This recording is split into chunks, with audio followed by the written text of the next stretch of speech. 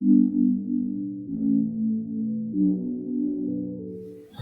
everybody. Welcome back to another episode of Just Reading. So, today we're going to talk about my recent read, Vicious by L.J. Shen, and it's part of series Sinners of Saint series. It's a standalone. It can be read as a standalone, but this was. I feel like I've read this. I had this in my TBR, and I started reading it a long while ago, and I never finished it. I actually put it aside, and it was almost a DNF. And I was just going through my my KU library, and I realized it was there, and I was like, hold on a minute, I haven't read this. So I started reading it again, and then as I was reading, I realized exactly why I had DNF'd it. So it's a bully romance, which is not, I am not a fan of bully romances. I'm not sure if this would be considered dark, maybe semi-dark, or maybe not as dark as some of the darker fantasies, but I guess I don't know how that subgenre really works. I haven't read a lot of dark romance, bully romances. I think that's why I stopped reading this one, because when I realized it was like a bully romance, I was just like, and so I put it to the side. But I picked it back up, and I actually finished it this time. It took me longer than usual because I kept putting it down, but I said, no, I'm going to finish it. It has nothing to do with the author's writing. It has everything to do with my preferences. The story in and of itself was good. I mean, she was telling a decent story. You could tell there was a redemption arc. So the male character, he was abused when he was younger, emotionally and physically beaten. And he came from a wealthy family. His father never believed him, and his abuse came at the hands of his stepmother. And, it scarred him. And I don't know if you've ever heard the old adage, like, hurt people. And so the heroine, the female character, she moved into their affluent town like her senior year of high school. So this is how they met. So it starts off as them connecting or getting in each other's orbit in high school. And then they lose track of each other for 10 years, and then they meet up again. And so the part of the sticking point for me, and this is definitely a personal preference, it made me think of as the characters were going through their whole high school bully season period. When you're younger, and they always tell you, like, if a guy likes you, that's when he'll pick on you and be mean to you, and that's what this basically was reminding me of. And I guess the author, I'm sure the author did it on purpose to move her story along. Like, it was a key point in her story to show, his emotional turmoil and how he dealt with just, all the stuff that had happened to him and having no control in his life as a child. And so he controlled everything he could, to the point where, he made this girl's life like miserable.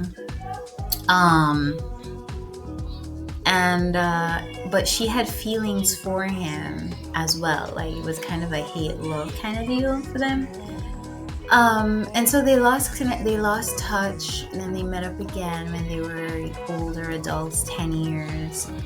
And he goes on to pursue her, but he's still hurtful and, mean, and She ends up working for him at some point because of something that he does. He's still wealthy. He has business now with some of his friends, and he hires her as I think it's a PA, not a secretary, personal assistant. Yeah, I think it's PA,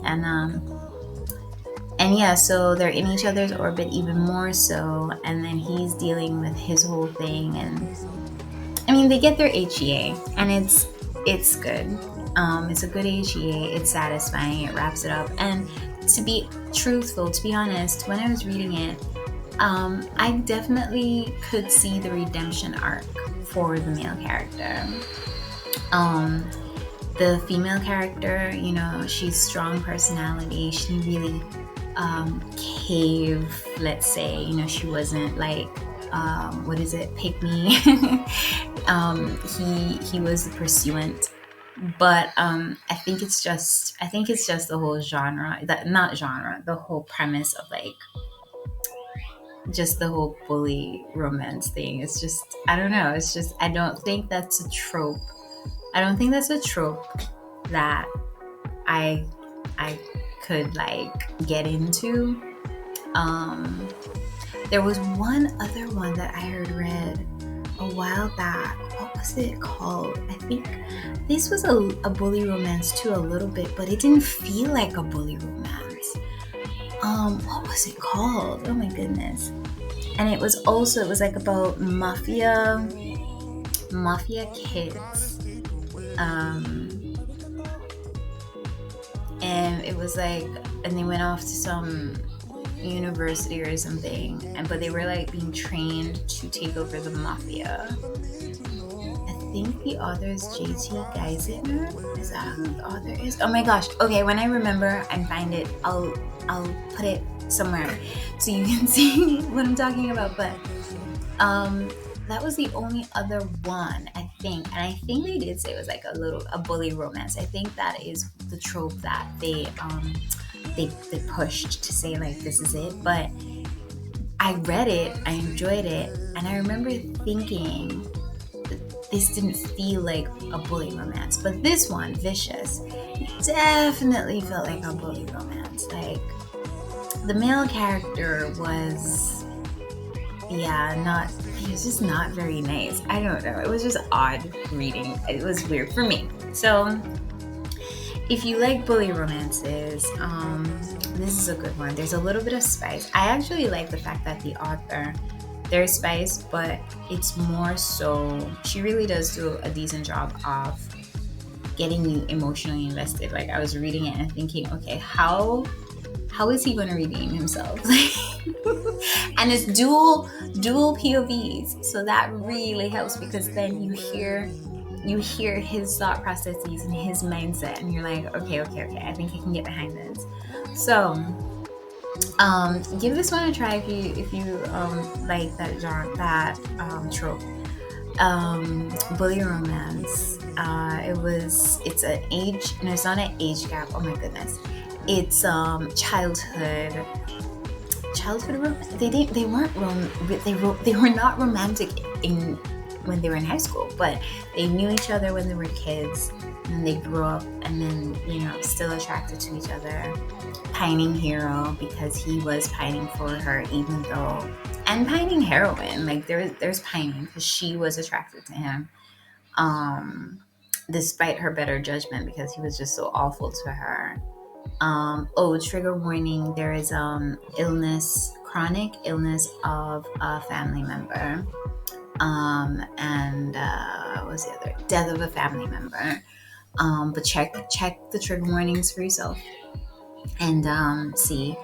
But yeah, give it a shot. It was decent. I don't know if I'll read any more in the series. It follows like the whole group of friends from high school. They get their own stories. I might read it again.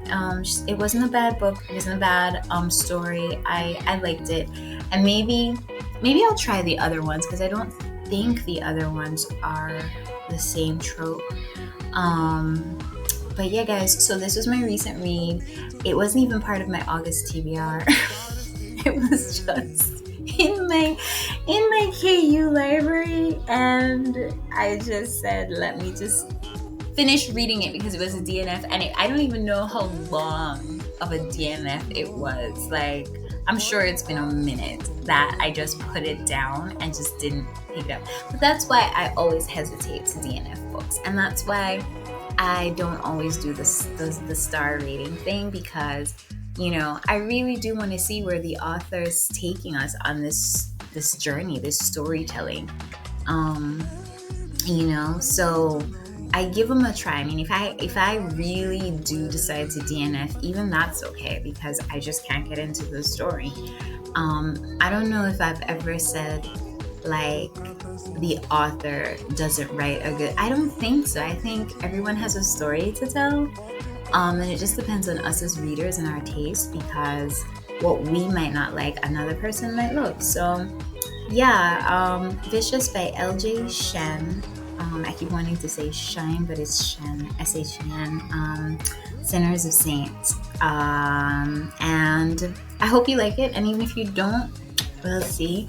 The next thing on my TBR that I really wanted to read is In the Weeds. I have it here. This is actually definitely part of my August TBR. So I really need to read it. And then I was out and popped into my local bookstore, and I actually found this book that I had to get because the cover is so gorgeous. Look at that. One Summer in Savannah. It looks so beautiful. Look at that. I'm assuming that it's an African American romance because I see brown skinned people on the cover, so that's always fun. And it's contemporary, so I am curious to see what this one's all about. I'm looking for another good fantasy romance, guys. I'm on the hunt, but until then, I'm gonna just keep on reading. All right, guys, have a good one. Talk to you again soon. Bye now.